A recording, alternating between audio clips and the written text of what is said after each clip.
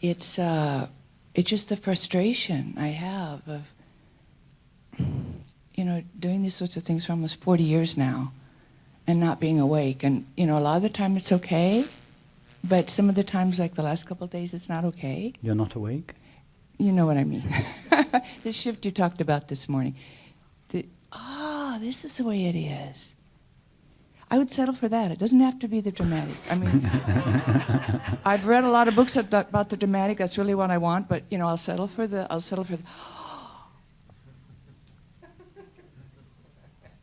Now I have those in small increments. I'm not saying I don't have any. I'm just explaining to you what's happening with me. I just feel the need to say it. Okay. That I just want to hit my head on the wall and just say, wake up, wake up. I'm just so sick of this illusory separate one. And as you just said, serving her. I mean, I'm exhausted. I'm getting old, I'm getting tired. And this has been my main focus for 40 years. And you did say once to me, the desire for liberation is important. But I know that hitting my head against the wall is not very productive, so find a place in there somewhere.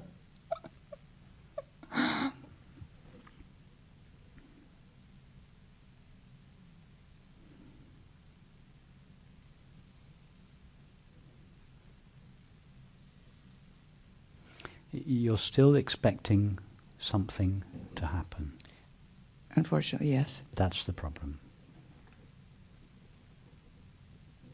You still conceive of enlightenment as a marvelous event. Okay, you've agreed to settle for a not so marvelous event, right? But nevertheless, you still want quite a nice event. Something, just something. Yeah, just something.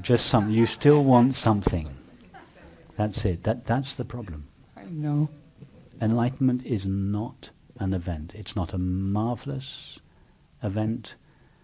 It's not a mundane event. It's not any kind of an event. It's not something that happens. A shift. I've heard it explained as a shift, and I think you used that word even today. I'm that not is sure. to say too much. But that's an event, yeah. Okay, no, it's not even an event. It's not. That's just. It's a concession to the inadequacies of language to call it a shift or an event. Let's say you're watching TV, and you're watching a movie.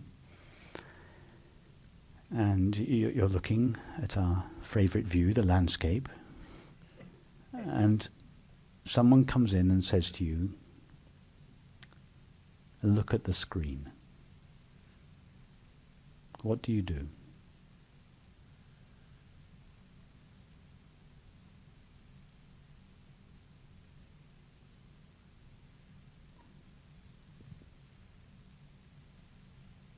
Well, if there's something on the screen, I can't really see the screen unless there's no image there, or I can see through it, or...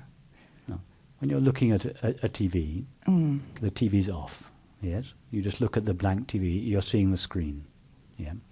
You turn the movie on, the screen doesn't disappear. You're still looking at the screen, but the screen now appears as a landscape. You get involved in the movie. It's a wonderful film. You get totally involved in it. You forget that you're seeing a screen, and you think that you're seeing a landscape. So your friend comes in and your friend says to you, what are you looking at? And what are you seeing? And you say, I'm seeing this marvelous landscape. And your friend says to you, look at the screen. Are you not already seeing the screen? Are you not already looking at it? In the form of the landscape. Yes, but it's the same screen. It's exactly the same screen that was there before you turned the movie on. It appears now, it's taken the shape of a landscape, but it's still the same screen. The screen hasn't disappeared. Yeah?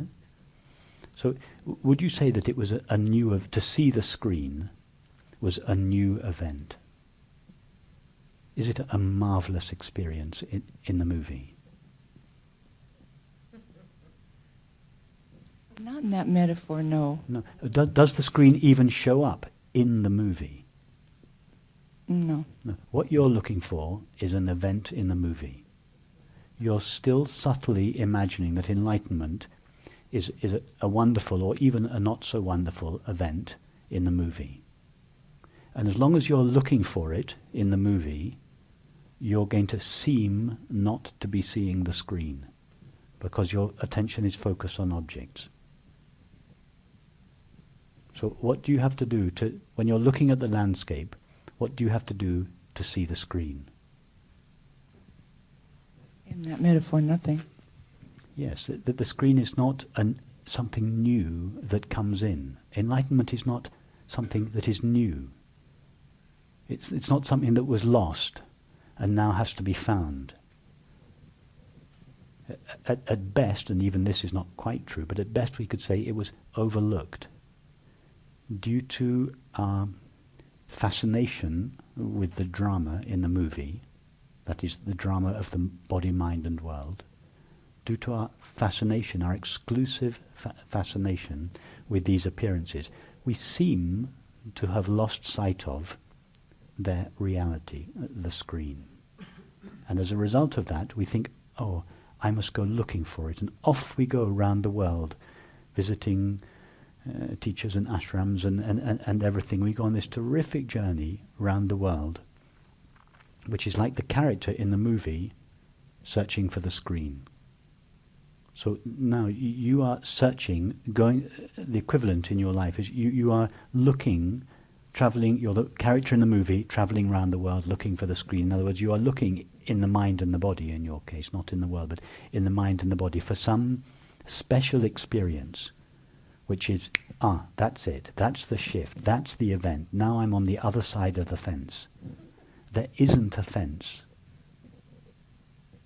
that you finally cross to get to enlightenment.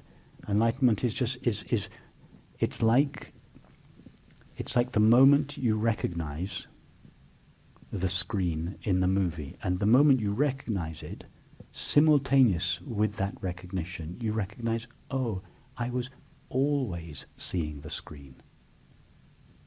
I never really ceased seeing the screen, but only because of my fascination with the drama in the movie that it seemed to be absent, the screen, and as a result of that apparent absence, I went off out into the world searching for it. I was always the screen, right? I mean, that's the next step. Yes, you have never, for a fraction of a second, ceased being the presence of awareness, the unlimited, ever-present awareness. You have never ceased to be that. I feel that more and more, but this illusory separate self, sometimes she's kind of melting away and becoming more vague, you know? And I go, oh, wow, great, she's starting to disappear. But why do you want her to disappear? What because you're saying, she's miserable sometimes. Okay, what you're saying, so the equivalent in our metaphor of what you're saying is, you're watching this period drama, there are lots of characters, and there's one woman in the movie. I don't want her in that movie. You don't like her. And what you're saying is, until that woman gets out of the movie, I can't see the screen. Only when she leaves the movie, only then will I notice the screen. That's what you're saying. Well, as you said earlier, all the energy that is spent on her, to no avail. But whose No problem happiness. is she? For the screen, is this troublesome woman in the movie a problem? She might be a problem for one of the other characters. Right. Part of her own self. But she's not a problem for the screen. In fact, awareness doesn't have problems, doesn't know problems. Why? Because in order for there to be a problem, there needs to be resistance. There needs to be the I don't like this. That's what makes a situation a problem. Yeah? But awareness is like empty space. It's never saying to the current experience, I don't like you. And therefore it doesn't have problems. So it's not saying, my horrible separate self needs to be got rid of. I'm fed up with her. The I that is fed up with her is another form of herself. In other words, the separate self is perpetuating itself by trying to get rid of itself. Right, I know, yeah. And so you're caught in this mind from which you are understandably tired. of trying to get rid of yourself. I, the separate self, want to get rid of myself so that I, the separate self, can experience enlightenment. And you're going round and round and round, and you're rightly frustrated and disheartened because you're engaged in a never-ending endeavor, which is perpetuating the separate self by trying to get rid of it. It's just see the situation clearly. You cannot get rid of an illusion. You know, I see all that, but it's, I mean, Well, I no, see but it if you intellectually. really, but to really see it Right. would bring that endeavor to an end. Because what do you have to do to get rid of the landscape that you're watching? You can't do anything because the landscape's not really there. What can you do to an illusion? What do you need to do to an illusion? Just to see that it's an illusion. Don't spend your life trying to get rid of an illusion. It's a waste of a lifetime. Well, what I mean by trying to get rid of it is seeing it as an illusion. That's what I mean.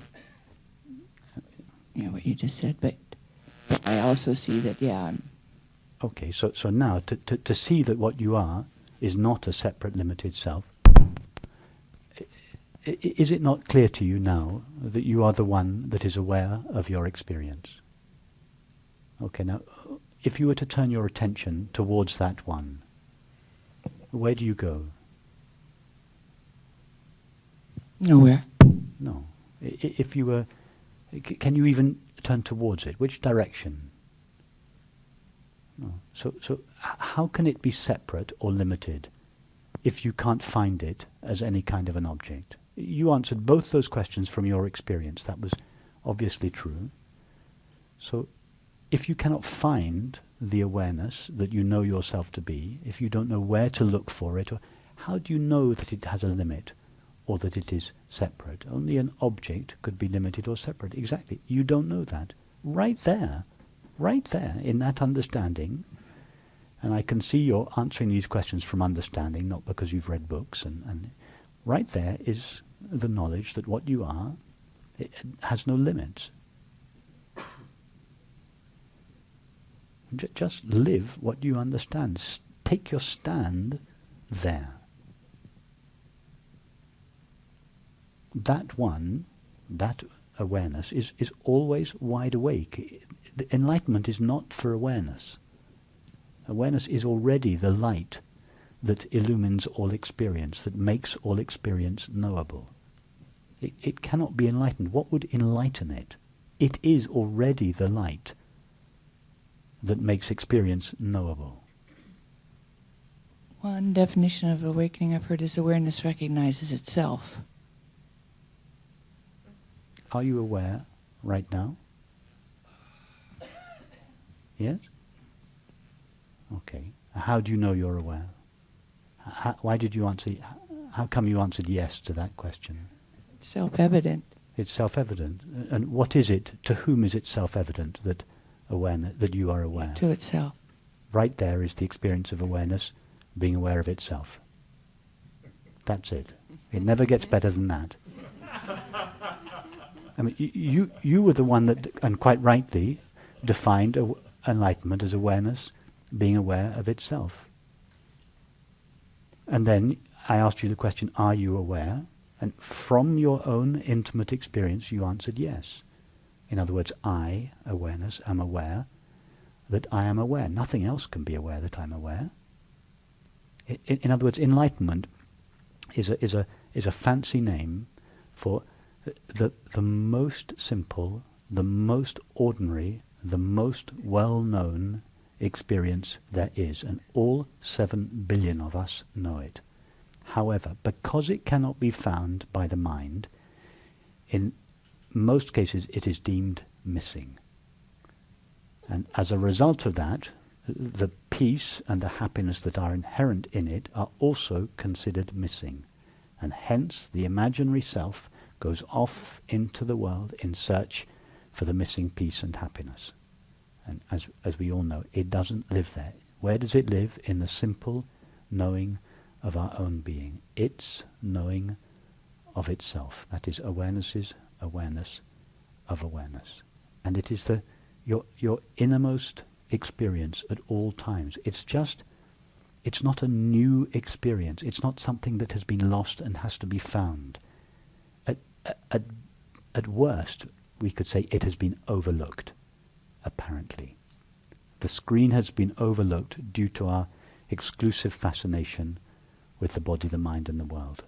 All that's necessary is just relax the focus of your attention from the body, mind, and world. You don't have to get rid of them. Just cease being exclusively focused on. And it's like just withdrawing your attention. It's like putting the camera slightly out of focus, and your attention flows back to its source, which is yourself. You just stand as this space of awareness, and you just let the body, the mind, and the world do whatever they've been conditioned to do. Just let them flow by. So I was going to ask you what you meant more by stand. To stand as awareness. But you just give another way of experiencing it, the suggestion which I get. I'll just say something about that.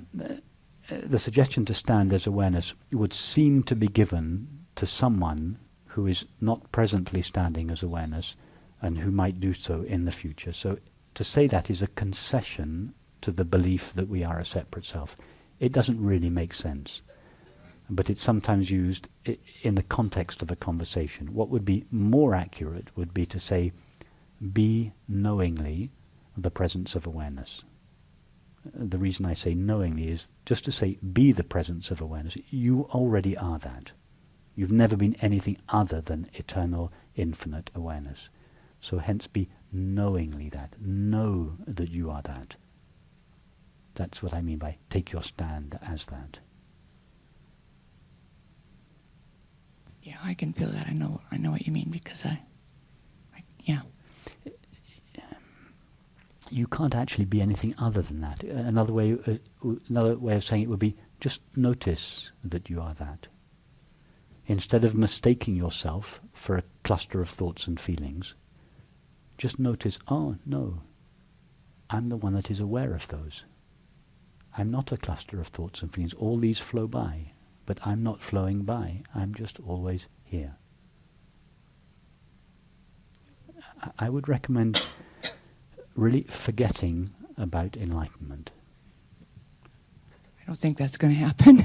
No, but what I mean about forgetting about enlightenment because of this tendency you have to conceive of it as an event. I know what you mean. Yeah. Should I stop reading all those dangerous books about? You don't have to read any more books.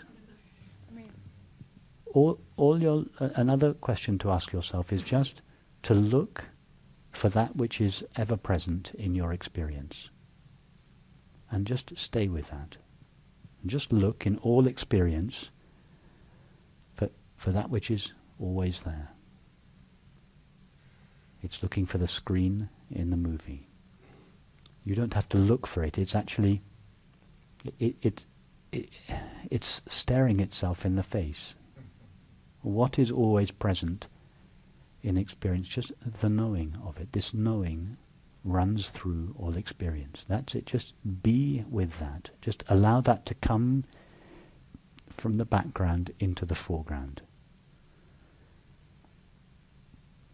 Yeah, I experience that more and more, so I know what you mean. Yeah. It just, yeah, okay.